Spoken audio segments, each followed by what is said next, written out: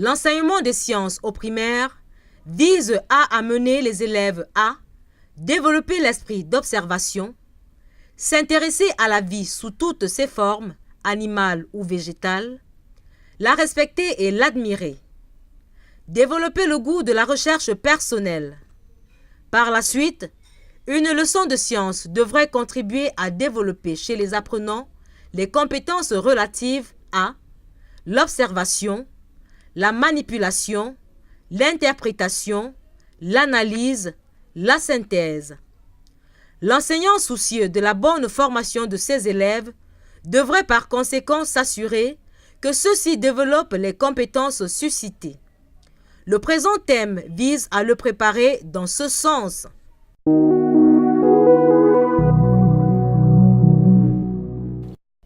À l'issue de cette activité, vous serez capable de 1. Identifier les compétences à évaluer en sciences.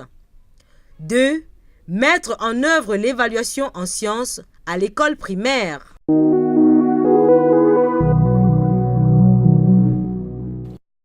Pour que vous puissiez atteindre les objectifs définis ci haut, voici la matière que nous mettons à votre disposition, en plus des ressources supplémentaires. L'exploitation des ressources suivantes vous aidera à atteindre les objectifs suscités. Les compétences à évaluer en sciences.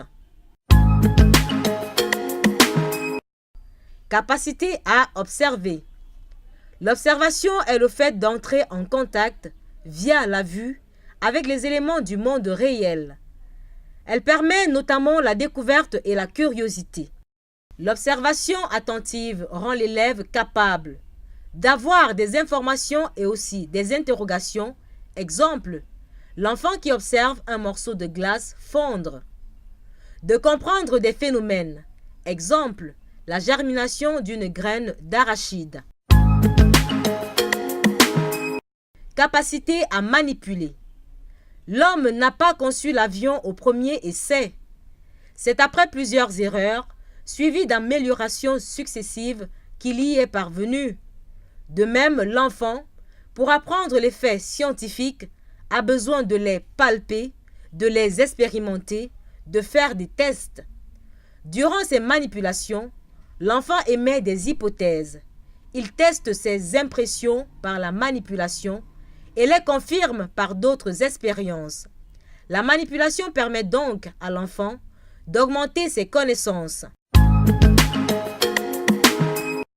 Capacité à raisonner, analyser logiquement, rationnellement. Toute résolution pertinente ou efficace d'un problème requiert une démarche logique et rationnelle, une mise en relation raisonnable des causes et des effets qu'elles produisent, une prise de décision basée sur la réflexion et la déduction plutôt que sur les émotions et les idées préconçues. Cette capacité est le raisonnement. Lors de l'observation, l'apprenant arrive à découvrir les différents éléments d'un ensemble. Lors de la manipulation, il arrive à disséquer, à découper, à transformer, à défaire, à analyser.